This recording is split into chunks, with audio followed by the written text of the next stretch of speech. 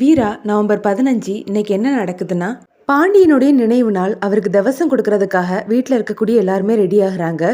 வீராவும் கண்மணியும் பாண்டியன் கூட இருந்த நினைவுகளை பற்றி யோசிச்சு அழுறாங்க. மாறன் வீரா கிட்ட கீழே எல்லாரும் ரெடி ஆயிட்டாங்க வீரா, எல்லாரும் நமக்காக தான் வெயிட் பண்ணுறாங்க, நம்ம போகலாமான்னு கேட்க சரின்னு வீராவும் தலையாடிட்டு போகிறாங்க.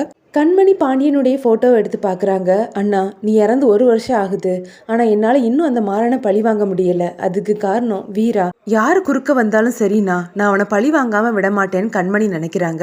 அப்புறமா ராகவன் ரூமுக்கு வர்றாரு. கண்மணி அழுறதை பார்த்ததும் அவருக்கு குற்ற உணர்ச்சியாக இருக்குது. என்னை மன்னிச்சிரு கண்மணி, உன்னோட இந்த நிலைமைக்கு நானும் என் குடும்பம் தானே காரணம்னு சொல்கிறாரு. ராமச்சந்திரனும் பாண்டியனுடைய இழப்பை நினச்சி வருத்தப்பட வள்ளி அவங்கள சமாதானப்படுத்துகிறாங்க. எல்லாரும் கோவிலுக்கு போய் தவசம் பண்ணலான்னு போகும்போது அங்க ஏற்கனவே மாறன் எல்லா ஏற்பாடும் பண்ணி வச்சிருக்காரு. என் அண்ணனை கொன்னுட்டு அவருக்கு தவசம் பண்ண நீயே எல்லா ஏற்பாடும் பண்ணி வச்சிருக்கியான்னு கண்மணி மனசுக்குள்ளே மாறனை திட்டுறாங்க. திதி கொடுக்கணும், இவங்களுக்கு வேற யாராவது பையன் இருந்தாச்சுன்னா வந்து உட்கார சொல்லுங்கன்னு ஐயர் கேட்க, அங்க 3 பொண்ணுங்க தான் இருக்காங்க, அவங்கள வச்சே இதை பண்ணிருங்கன்னு மாறன் சொல்றாரு. நம்ம சம்பிரதாயப்படி பொண்ணுங்க இதை செய்யக்கூடாதுன்னு ஐயர் சொல்ல, எல்லாமே நம்ம உருவாக்குனது தானே சாமி, அவங்க 3 பேரையும் வச்சு பண்ணுங்கன்னு எல்லாருமே சேர்ந்து சொல்றாங்க. ஐயரும் அதே மாதிரி செய்கிறாரு. பிண்டத்தை தண்ணியில் கரைச்சிட்டு நீங்கள் எல்லாரும் தலைமுங்கிட்டு வாங்கன்னு ஐயர் சொல்ல, தங்கச்சிங்க 3 பேருமே செய்கிறாங்க. இதை பார்த்த ராகவன் கண் கலங்குறாரு.